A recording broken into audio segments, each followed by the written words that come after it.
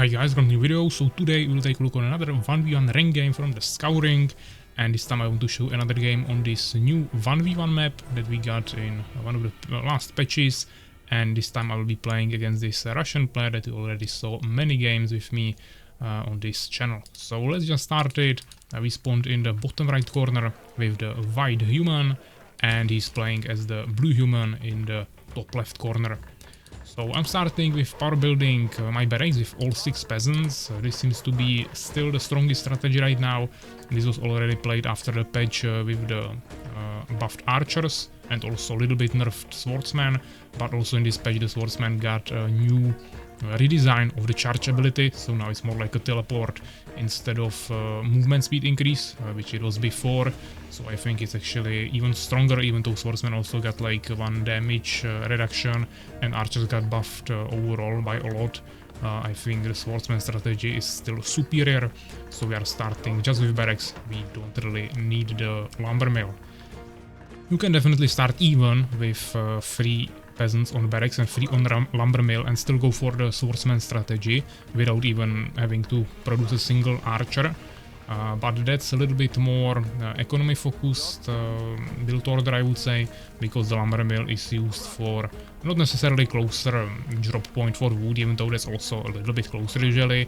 For example, on this map where the trees are pretty far away from the town hall, but mainly it increases the amount of wood you get. In default you get 10 per carry with the peasant, and with the, yeah, we'll see it now, 10 plus 10. And with lumber mill or sawmill you will get plus 15, so it's 50% increase. So if you play a longer game, it's definitely worth it to get it, but if you are trying to win within like 10 minutes, it's usually not needed. As you can see, this game will be a little bit longer, but that wasn't the plan, so I still didn't go for the lumber mill. So he's scouting me with a swordsman, I'm doing the same thing. I see that he has a sawmill and he actually produced 1 archer, but at the same time I see 2 other swordsmen, so I know that he's probably making some combination of both units. Outside of that we scouted 2 farms with 5 peasants in total, same as me. Here I went through the troll when I was escaping from him, so the troll starts attacking his swordsman and he can't really follow me, or at least takes enough damage so I can kill him, even though I also lost lots of HP there, so it was just kinda to get rid of him. We can see that actually the wolves started attacking on him because he lurked them out with the archers, but he didn't have enough power to actually defeat them, and he was shooting at the wrong time, so he just lurked them into his peasants, and now he needed to retreat. So he lost some food there. If we take a look on it, he has only 10 in stock, well I have like 60, so I'm definitely way ahead in food right now. He's somehow trying to save it now with swordsman, but I don't think it's really working for him too much. He probably didn't kill a single wolf yet, and all of his army is pretty much damaged, while still losing also that time on the food. Here I also decided to go for the wolves, but just with lots of swordsman, trying to micromanage the low HP ones out of there, and maybe we are just trying to first of all farm some resources there, but also level up the swordsman. That's really important. The pure army of swordsman is extremely powerful if you have levels on the swordsman. If you have just swordsman, it will usually not be that strong actually. And if you, for example, meet another player who is also going pure swordsman, but even if he has less of them, I mean like fewer of them, if he has better levels on them and maybe even some potions, he will probably defeat you, because the thing is that if you are not killing anything, you are just hitting something, eventually you will start losing units, and that means you'll start losing damage.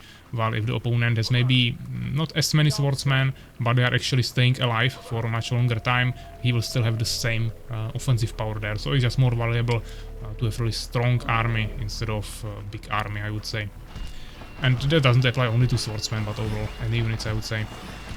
So here we are trying to kill the troll as quickly as possible. I don't think he did that yet, so immediately some buff for resources for us. We are on 332 food, he's on 250, so we are like 80 ahead. Definitely really good. We have 1 scout here on the bridge, this is really important. Here in the back we have archers, so he cannot get through here without killing them or taking some serious damage, so this is the most important part. He could potentially go through this bridge and then walk down through the bandits down here, but that's really unlikely to happen. So usually this scout is enough this early in the game. Later on you want to of course cover both bridges ideally. At home, we are trying to accumulate some more swordsmen for defense from both entrances, and now placing down the second barracks. Well, we have 3 farms. Our opponent is making the third farm, but he's definitely behind on food, but he's spending only 270. I have 100 more, so definitely really good. And they are constantly farming neutrals, while he's just sitting AFK at his base.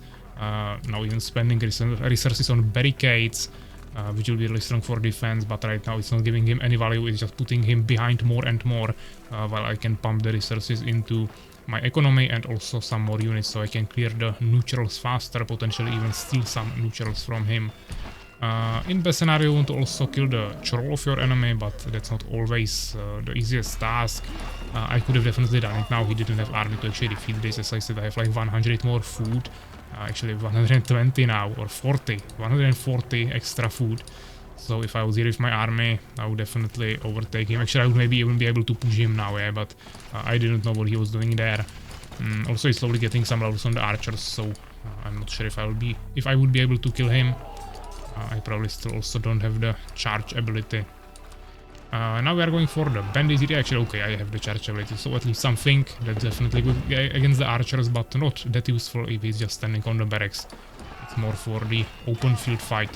So if you are attacking the bandits, you want to mainly put on the tower your leveled up swordsmen, because they will stay there much longer, and then you have time to accumulate more of them on the tower.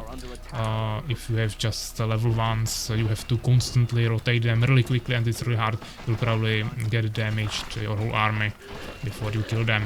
For archers, you just want the charge ability, and then it's pretty easy. The wolf camp is not that easy, but it's still probably the best thing to start with, because it doesn't have anything special. You can kite it if you want. Each of the wolves don't deal like any massive damage per hit. They are fast, but it's just, yeah, they are not ranged, they are not escaping anywhere, they don't have shields, whatever. Just really simple unit. They are just fast, and there is lots of them, but outside of that, really easy to defeat. You can also try to start with the troll. That's another option. Probably doesn't matter too much. If you start with archers, then you want to kill the goblin archers first, but with swordsmen, I think wolves or trolls are usually the best option to start with. So now we gained map control. We have control of both outposts, plus we have 1 swordsman on each bridge, and then I'm sending another swordsman to first of all check if he has an expansion, and also just check the enemy base a little bit. Here I see that he has really strong defense. I wanted to probably squeeze through the barricades anyways, but there wasn't enough space, so we had to retreat. The main thing is that we didn't lose the swordsman there. He still gained some levels, probably their experience, but didn't get any resources for the kill, and I still maintained my scout alive. So now we are upgrading actually to fort from our town hall. It will be just finished now. We also made the third barracks, and we are going for smithy. So the plan here is that I saw he has lots of archers, also behind strong barricades. So for this I definitely want to get the shields upgrade in smithy, for which in this newest patch you need to have a fort, tier 2 of your town hall, to unlock it in smithy. I should have built this a little bit earlier, because you can already start building the smithy on tier 1, and you want to ideally finish it at the exact same time as the fort upgrade. So you can immediately start researching the shield. But this wasn't perfectly timed, or I didn't have some resources, but doesn't really matter. He actually catched up on the resource, on the population or food really quickly. He's only 20 behind now, and we have similar resources. I have a little bit more, so definitely a really good catch up from him. But keep in mind that I cleared the whole map. Yeah, I killed my whole side from the neutrals, plus his bandits and his archers. He killed only wolves and troll. So I should have way more resources from that I can pump into the... yeah, he's also upgrading the town hall now, but I already have the upgrade. I already have smithy, and I'm already researching the shields, and I also have 1 more barracks. The only thing he has that I don't have is the sawmill, so we should be definitely way ahead. I don't think I have the shield set, so it doesn't really make sense to attack now, but I just wanted to check if he's still sitting here with the archers, because if the archers wouldn't be here, then there is a high chance that he's maybe preparing for an attack on the other side or something, but since we have scouts all around the map, we should be pretty safe. Now there is basically only 2 options. I can either go for expansion, or now when I get the shields I can try to push him. We can also constantly produce more swordsmen if we want to, or maybe even get some cannons now with the smithy. But I would also need to get the artillery ability, and that's just lots of resources, lots of time. I don't think really worth it. So instead of that, I'm preparing for the expansion while keeping a really strong army on this side, so if he walks out I can really quickly kill him, and on this side I have this scout, so he can of course kill him, or I will have to retreat with him, but I will know about my enemy moving forward pretty quickly. So this is usually the best strategy you can do. If he plays really defensively like this, you just get the whole map control, place scouts everywhere, take expansions and try to win it on macro while still having pretty strong army, because you have the map control, you killed all the neutrals, so now we have much stronger units. Here I could have tried to push with the shields, but as you can see also has some levels on the swordsman.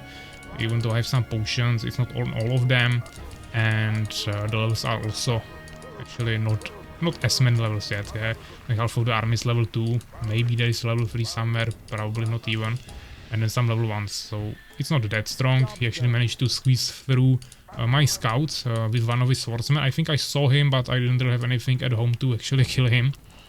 Also we saw that he built stables, so he's slowly starting to prepare for cavalry. He already has one cavalier at home, prepared for some push. Fortunately, I haven't really scouted that yet. Through the barricades, I don't have any chance of actually getting into his base. But now he found out that I have the town hall, so he'll probably want to launch an attack pretty soon. He can even try to attack with the swordsman, but mainly, of course, the knights who are also really quick. So even though I have quite strong army of swordsmen, I won't be able to catch up with the enemy knights, so that might be a problem. Now I just decided to produce some swordsmen at home for protection of the expansion. Trying to block it here in the entrance, because this scout has really wide space around him, so it's really easy for the enemy to walk around this swordsman and not even worry about him. We are making stables now, even though I haven't seen the enemy knights yet. I'm kind of predicting it, and also it's just kind of the best thing I can do right now.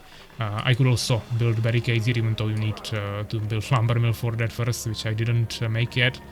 But I could make lumber mill, I could block it here with barricades on the bridges, and make some strong defense behind it with barracks, or even use this outpost, place cannons on top of that, also some archers, and it would be really strong. But I didn't have time for it anyways, so I think going for the knights was definitely a better decision, and since we have 3 barracks we can produce really quickly. Now he tries to push me here with knights, here with swordsmen. Of course the swordsmen immediately push it back. He cannot push through here, even with his archers, but he managed to charge on my peasants with 5 knights. Even killed the one swordsman I was guarding with there. I was even trying to make one farm here just to diversify my food a little bit. And I'm producing knights at home, but it's slow. So at the same time I also decided to push right here. Potentially maybe forcing him to retreat with the knight, but I think he was kind of confident that he can repel this. Which, yeah, he has definitely more units than me. If we count everything he has here, he's not even using half of his archers. But I still have really strong levels there, as I said, and everything. So we actually managed to force him to retreat with the knights, which is really good. We also slaughtered basically his whole swordsman army, and now we are slowly getting to maybe potentially killing the other units. Of course, even though I have shields, he has still really strong archers, all of them level 3 basically, or at least level 2. So he's doing some serious damage. But at home I was able to save this town hall with my knights, kill the last knight he had there, and now we can retake the expansion. Here he cleared me pretty effectively, but I managed to get on top of the barracks, where he cannot use his knights, and if I have shields up, his archers also won't do anything, so his only option is to try to get there with some swordsmen, but since he doesn't have too many of those, it's actually kinda easy to deal with this. I still have level 3 swordsman here, so I will probably finish this guy, and now even though I have only 31 HP and 1 unit, it's actually still kinda strong, so it will take him some time here, but yeah, this won't really matter anymore. But yeah, you can see the power of level 3 swordsman, especially with shield against archers. So he finally took him out. Now he tried to rush me with knights again, but I already have my own knight army prepared, and I can easily buy potions here if I need to. So even though we have probably like same amount of knights, maybe yes, even a little bit more, not sure right now. I'm constantly producing new knights, plus also I can buy the potions here. So we will just force him out of our base. And right now, even though I lost my main army of swordsmen, I don't really need them anymore. I can just spam knights For those, it's not even that important to have the levels immediately. Of course, it's really good to have leveled up knights, but they are so strong that even on level 1 they are pretty capable of fighting the enemy, even if he has some levels, and his knights also don't really have levels. Yeah, maybe level 2 here actually, okay. But overall, his leveled army also mainly got slaughtered. Archers probably won't really be able to push me. And now I should have double income, not yet, but slowly getting there. As you can see, he's not even gathering here too effectively. He maybe lost some peasants during the attack, so he needed to redistribute them again to the food. He's also losing some to the skeletons. Now he's trying to go for expansion here, but I think it got blocked by this skeleton, which he didn't see, so now he's just losing value. He has lots of knights, but I should still have more. I'm trying to diversify them to different places around my base, just so we are covered from all sides. I still have the vision of the outposts. He needs to make swordsmen to actually capture it. I think he doesn't have any more swordsmen, so unless he produces some new ones, I will have this vision forever, which is really good. It's giving me really soon information about what's happening on this side of the map, also if he goes for the expansion, and here I still have decent early vision, so I have time to react with fast knights. Here we can see the knight. He was probably thinking that if I don't have an expansion here, that would be really risky. He should probably also check this location, but of course on my position it's always better to take this base. It's just safer, same with this position. So yeah, right now we are just both spamming knights. I'm on almost 800 food, while he's on 600, so I have like not exactly 200, but almost like 150 at least extra food. As I said, I have better income. Yes, only like six peasants on gold. I'm already finishing this, but still with more peasants, plus also having the expansion and 3 barracks, which he still doesn't have. He's still only on 2, so that's a huge advantage for me. I still didn't get the lumber mill, so I don't get the wood too effectively. It will be definitely good to build it now, especially when I have so many resources, but I wasn't really thinking about that too much. I was trying to deal with the skeletons somehow, and now he's even taking, he finally made some swordsmen, so he's taking the outpost, getting some vision, and mainly preventing me from having the vision here, so now he can really safely take the expansion. But day is starting, so most likely some fights will start happening, and I have lots of gold, so I can spend it on extra potions if I want to. Outside of that, I have only like 90 extra food, so nothing too crazy. We are going for church. Yeah, this is really important. During the night I upgraded to castle, my town hall, or fort actually, so tier 3, and we are going for the church as quickly as possible so we can get the heals. As you can see, I'm power building it with as many peasants as I can, to not lose of course all income, and then we'll immediately, we have 800 gold, so we'll immediately get the cure ability, and hopefully I'll queue it up immediately. And now we are trying to get an advantage which he cannot get because he doesn't have the castle yet. Also he's setting up the expansion during the night, now going for the third barracks, but that's already really late in comparison to what we have. And I still had some extra gold, which now I probably spent on some potions, or maybe could have extra knights, something like that. So we're trying to get as much value as we can. Doesn't seem like I would have too many leveled up knights, some level 2s there. Overall, not too many. Now I decided to split my knights because I saw that he has some army here of swordsmen. But I also knew that he took the vision on this side of the map, so it was really probable that he would attack from here. So I was trying to split my army a little bit. The knights are still pretty quick, so we can reposition kinda rapidly, but I wanted to have at least something. Now he's trying to escape to the outpost, but he can go there only one by one because it's mine still. And that means I managed to make some kills there. Immediately going on this side, killing this swordsman, because he was trying to reposition his knights to this side. He probably thought that I will be attacking from here, but he didn't expect me having a second army, so I really quickly slaughtered his swordsman without losing any units. We gained some extra levels there and immediately used the heals. I really importantly here waited for him to lose all units, so he loses the vision here, and then I went for the heals, so I don't reveal to him that I actually have the heal already. I wanted to keep that as a surprise for the actual fight, so he maybe makes some strategic mistakes. And now I just catch him from both sides, looking him in the middle, so he needs to just escape. Now I start using the heal, And even though I'm a little bit stuck here with my knights, he even started making cannons now, just really desperate, doesn't know what to do, but it's really already too late for him. I have 968 food and he's on 600, so I have 300 more. Now I slaughter this economy, and yeah, half of the army is destroying the barracks, so we get rid of the cannon and production building. The second half is destroying the enemy knights. We don't really care about this, but even though actually I still knew that he has the swordsman here, so I still kept some knights at home. I was producing some new ones that I was sending to the battle, but I wanted to keep at least like 5 of them at home for protection, because first of all I knew about the swordsman on the outpost, and second of all I had zero vision on the other side of the map, so he could potentially squeeze through there, launch some secret attack from the other side of the map. We want to be always prepared for this with some extra protection army at home, which is really important. As you can see, he's actually going for a push with the knights, so it's really good to always prepare for this. I would still finish him first, but you don't necessarily want to get into a base rush scenario. I actually decided to make another expansion, which he will scout, but at least it will slow him down. But yeah, if you are ahead, definitely make sure you still have some defense, even if it would mean delaying your attack, because it wouldn't be strong enough without the units you need to keep at home. But always keep some defense at home, so you don't get into a base trade scenario. If you are winning, it's just putting you up to a risk. So yeah, after 21 minutes and 6 seconds, he resigned, and we were victorious.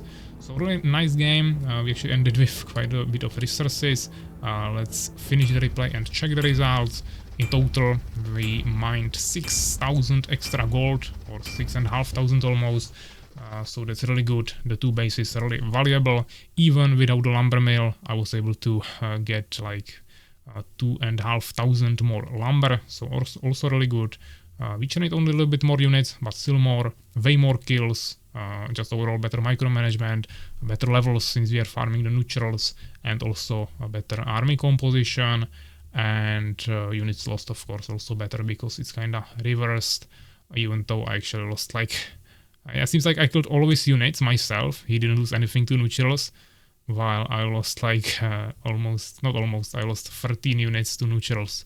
So that's kinda a lot, but it was probably during the night after his push that was kinda scary. Yeah, when he slaughtered me with the knights there on my expansion, I think that is where we got most losses. But yeah, he had a really closed base, yeah, a really strong defense with barricades, so not much chance for him to actually lose anything to the neutrals. He was just waiting for me to come there, so it actually kinda makes sense. We constructed only 3 extra buildings, which is not much if you take into consideration that we had an extra base, and I was actually trying to build another one in the end. But he also actually in the end made a second base, and he had lots of barricades, so yeah, that's probably it. Neutrals, not that big of a difference in the end, but at the beginning it was definitely a huge difference. And even now it's still 22 more neutral kills for me, which is still giving you lots of resources and mainly lots of experience, which is really valuable, especially in the early game, but also during the game. So yeah, 21 minutes, nice game, hope you enjoyed it, potentially learned something. I tried to explain some thought processes. If you have any questions, definitely let me know in the comments and I'll try to answer it. If you like the video, definitely give me a like or subscribe, or at least a comment under the video, and I will see you in the next one. So take care, guys.